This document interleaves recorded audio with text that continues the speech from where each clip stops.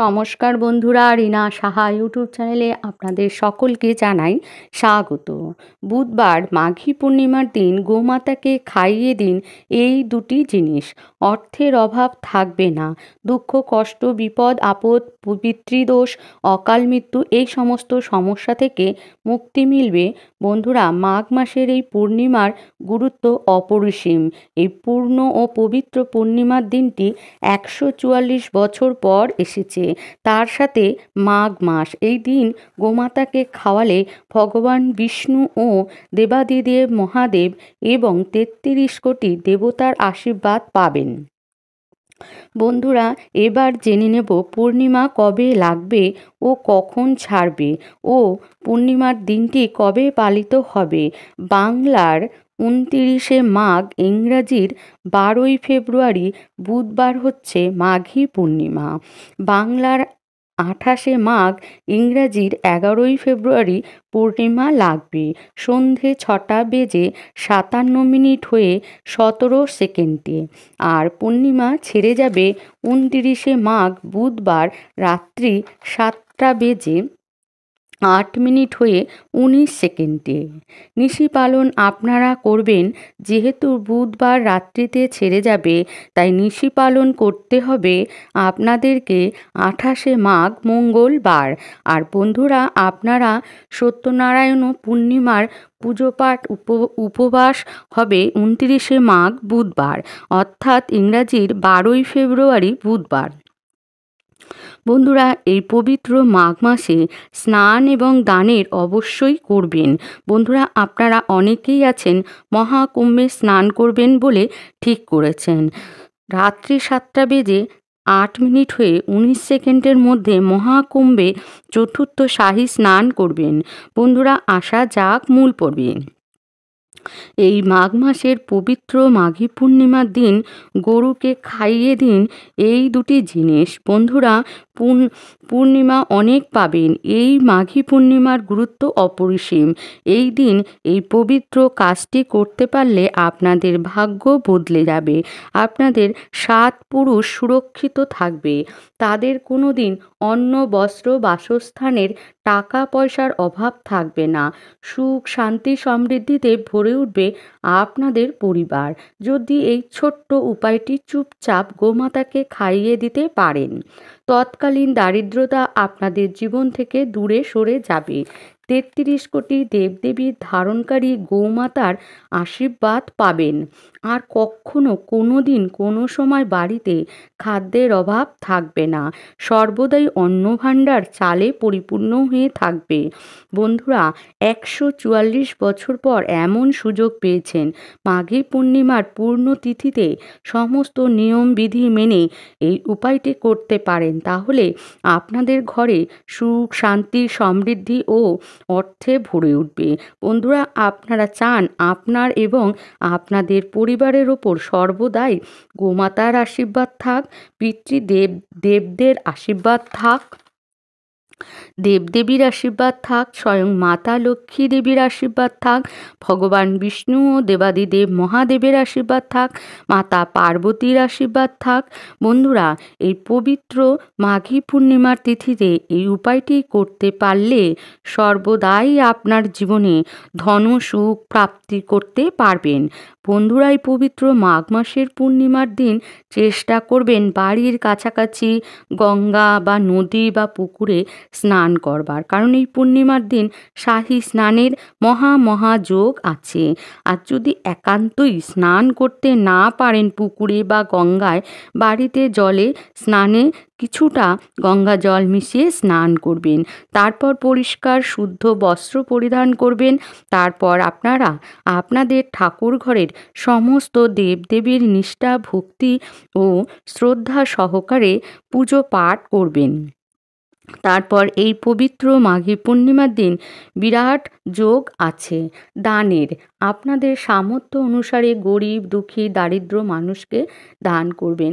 এই দিন চাল ও টাকা পয়সা দান করবেন না। আপনারা তার বদলে বাড়িতে খিচুড়ি রান্না করে খাওয়াতে পারেন। ফল দান করবেন, বস্ত্র দান করবেন, তিল দান করবেন। বন্ধুরা, মনে রাখবেন, আমি আপনাদের বারবার বলছি, এই 2025 সালের মাঘী পূর্ণিমা তিথিটি 144 বছর পর এমন মহাযোগ সৃষ্টি করেছে। তার মধ্যে মাঘ মাস এবং পূর্ণিমা, এই দিন দান ধ্যান করলে পূর্ণ লাভ হয়। এই দিন পূর্বপুরুষদের আত্মার শান্তির জন্য পিণ্ড দান করা অত্যন্ত ফলদায়ক। তাই এই দিন পিণ্ডদান করলে পূর্বপুরুষদের আত্মা শান্তি পায়। বন্ধুরা, আপনারা অবশ্যই এই কাজটি করবেন। পূর্ণিমা মঙ্গলবার লাগবে। এই পবিত্রতম দিনে হনুমানজির পুজো অবশ্যই করবেন। এই দিন পুজো পাঠ যত করবেন, জীবনে ধন সুখ বৈভব মনস্কামনা পূর্ণ হবে। হিন্দু সনাতন পরম্পরা হিসাবে যে ঘরে গোমাতা থাকে সেখান থেকে সমস্ত বাস্তুদোষ সমাপ্ত হয়ে যায় এবং সেই বাড়িতে শুভ শক্তির বিরাজ হয়। সেই বাড়িতে 33 কোটি দেবদেবী বাস করেন। একমাত্র গোমাতার সেবা করলে ও গোমাতার পুজো করলে নবগ্রহ শান্ত হয়ে যায়। বন্ধুরা, আসছে সামনেই গরমকাল। এই সময় অবশ্যই গোমাতাকে জল খাওয়াবেন। গোমাতার শরীরে 33 কোটি দেবদেবীর বসবাস করেন, অর্থাৎ গোমাতা তার শরীরে 33 কোটি দেবদেবী ধারণ করেন। তাই গোমাতার থেকে অনেক সময় শুভ এবং অশুভ সংকেত পাওয়া যায়। বন্ধুরা, গোমাতা দুধ দেবার সময় যদি লাথি মারে, সমস্ত দুধ যদি মাটিতে পড়ে যায়, তাহলে এটি অত্যন্ত অশুভ সংকেত বলে মানা হয়। বন্ধুরা, আপনারা যদি কোনো ইন্টারভিউ দিতে যান, কোনো গুরুত্বপূর্ণ কাজের জন্য নিজেকে তৈরি করেছেন, বা কোনো গুরুত্বপূর্ণ কাজের জন্য আপনি বাইরে যাচ্ছেন, বা কোনো নতুন ব্যবসা শুরু করেছেন, তার জন্য আপনি বাইরে যাবেন, বাইরে বেরিয়ে যাওয়ার সময় যদি আপনি দেখতে পান গোমাতা তার বাছুরকে দুধ খাওয়াচ্ছে, তাহলে নিশ্চিত রূপে আপনি বুঝতে পারবেন আপনারা যে কাজে যাচ্ছেন সেই কাজে সফলতা অর্জন করতে পারবেন। আপনি সফলতা পাবেনই পাবেন, 100% গ্যারান্টি। বন্ধুরা, আপনি যদি কোনো যাত্রায় যান বা কোনো শুভ কাজে যাবেন, আপনি শুনতে পেলেন গোমাতা ডাকছেন, বা রাত্রিবেলায় আপনারা শুনতে পেলেন গোমাতা ডাকছে, এটা কিন্তু অত্যন্ত শুভ একটি ইঙ্গিত। বন্ধুরা, ভুল করেও কখনো গোমাতার সাথে এই কাজগুলি করবেন না। ঘোর পাপে পড়বেন, জীবনে নেমে আসবে নানান রকম সমস্যা।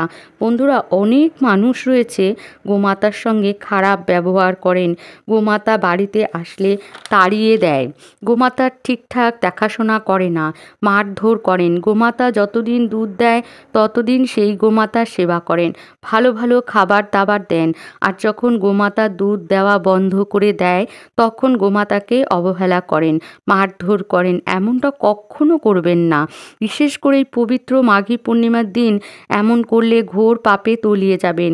এই দিন কিন্তু গোমাতার গায়ে হাত দেবেন না। ঘুম থেকে উঠেই গোমাতাকে প্রণাম করবেন। শাস্ত্রমতে গোমাতাকে কখনোই মারধর করা উচিত নয়। শাস্ত্রে গোমাতাকে মায়ের স্থান দেওয়া হয়েছে। যদি কোনো ব্যক্তি যদি গোমাতাকে মারেন, তাহলে মাকে মারার সমান হয়। কারণ মার দুধ খেয়ে যেমন আমরা বড় হই, তেমনি গরুর দুধ খেয়েও আমরা বড় হই। সেই মানুষ হাজার হাজার বছর ধরে নরক যন্ত্রণা ভোগ করেন, সেই ব্যক্তি পশুজনিতে জন্মগ্রহণ করেন। বন্ধুরা, শাস্ত্রে উল্লেখ আছে, এক সময় ঋষি গৌতম মুনি একটি লাঠি দিয়ে গোমাতাকে মেরেছিলেন, ফলে ওই গোমাতার মৃত্যু হয়েছিল। আর সেই পাপ থেকে মুক্তি পাওয়ার জন্য গৌতম ঋষিকে 100 বছর তপস্যা করতে হয়েছিল। গোমাতা জল খাচ্ছেন, এমন অবস্থায় গোমাতাকে তাড়িয়ে দেবেন না।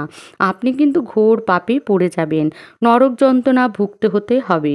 শাস্ত্রে লেখা আছে, গোমাতা যেই স্থানে থাকে সেই বাড়িতে থাকে, যেই জায়গায় থাকে সেই বাড়িতে সমস্ত অশুভ দোষ সমাপ্ত হয়ে যায়। গোমাতার গোয়াল ঘর যে ব্যক্তি পরিষ্কার পরিচ্ছন্ন করে দেয়, সেই ব্যক্তি কোনো পাপ করলে সেই পাপ থেকে মুক্তি মেলে, সেই ব্যক্তি মৃত্যুর পর স্বর্গে বাস করেন। বন্ধুরা, গোমাতার পিঠে বসবেন না, কারণ একমাত্র মহাদেব ও মাতা পার্বতীরই বসার আদেশ আছে। কারণ স্বয়ং নন্দী মহাদেব ও মাতা পার্বতীর সবারই হতে চেয়েছিলেন। এর সাথে সাথে শাস্ত্রে গোদান করার কথা বর্ণনা মাহাত্ম্য রয়েছে। যে ব্যক্তি এই পবিত্র মাঘী পূর্ণিমার দিন গোদান করবেন সেই ব্যক্তি স্বর্গলোক স্থান লাভ করবেন। সুস্থ গোমাতা দান করবেন। বন্ধুরা, এরকম হয়েছে আপনি দান করছেন, অসুস্থ গোমাতাকে দান করে দিয়েছেন, এরমটা কখনোই করবেন না। তাতে আপনার হিতে বিপরীত হবে বন্ধুরা। বন্ধুরা, পিতৃদোষ থেকে বাঁচার জন্য একাদশী বা যে কোনো পূর্ণিমার দিন, বিশেষ করে 144 বছর পর পবিত্র মাঘী পূর্ণিমার দিন গোমাতাকে কিন্তু রুটি, ছোলা, গুড় এই সমস্ত জিনিসগুলি খাওয়াবেন। দেখবেন পিতৃদোষ থেকে মুক্তি পাবেন। তবে বন্ধুরা, রুটি আপনারা নিজের হাতে বাড়িতে তৈরি করেই খাওয়াবেন। বন্ধুরা, বাসি রুটি দেবেন না, বা বাসি পচা তরকারি আছে এই সমস্ত জিনিস গোমাতাকে খাওয়াবেন না। যেই জিনিস আপনি নিজে গ্রহণ করতে পারছেন না সেই ধরনের বাসি খাবার গোমাতাকে কখনোই দেবেন না। এতে আপনার পূর্ণ তো হবেই না, বরং আপনি পাপে তলিয়ে যাবেন। তাতে আপনার পুণ্য তো হবেই না, বরং পাপ বৃদ্ধি পাবে। বন্ধুরা, আপনারা এই পবিত্র পূর্ণিমার দিন খুব সকাল সকাল স্নান সেরে পুজো করে নিজের হাতে রুটি বানিয়ে এর সাথে গুড় ও ছোলা দিয়ে গোমাতাকে খাওয়াবেন। দেখবেন চমৎকার। এই পূর্ণিমা থেকে শুরু করে পারলে প্রতিদিন করুন, দেখবেন কি চমৎকার হবে আপনাদের সাথে। বন্ধুরা, এই পবিত্র মাঘী পূর্ণিমার দিন চুল, নখ, দাড়ি কাটবেন না, নিরামিষ আহার গ্রহণ করবেন। বন্ধুরা, আরও একটি কথা, আপনারা যাদের বাড়িতে গোমাতা আছেন এরকম কখনোই করবেন না যে গোমাতার দুধ পুরোটাই আপনি নিয়ে নিয়েছেন, তার বাচ্চার জন্য কোনো দুধ নেই। এই ধরনের কাজ কখনোই করবেন না।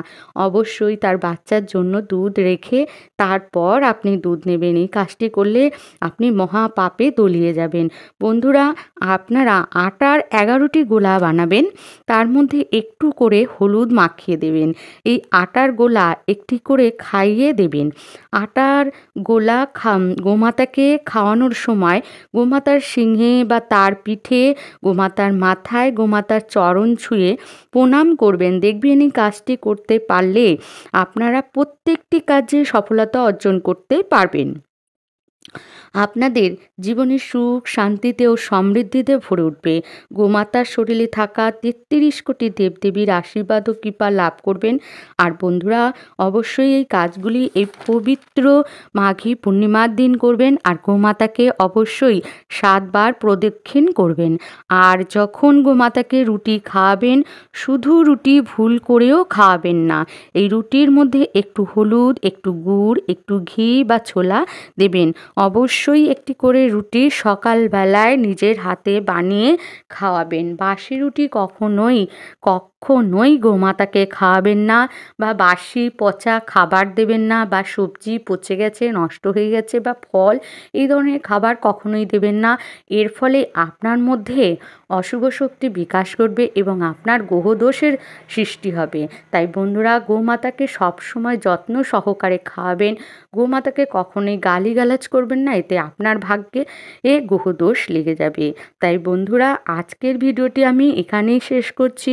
যদি আপনাদের ভিডিওটি ভালো লাগে তাহলে লাইক করবেন, শেয়ার করবেন এবং কমেন্টস করবেন, এবং নতুন বন্ধুরা চ্যানেলটি সাবস্ক্রাইব করে দেবেন। এবং যারা আমার চ্যানেলটি আগেই সাবস্ক্রাইব করে দিয়েছেন তাদেরকে জানাই অসংখ্য ধন্যবাদ।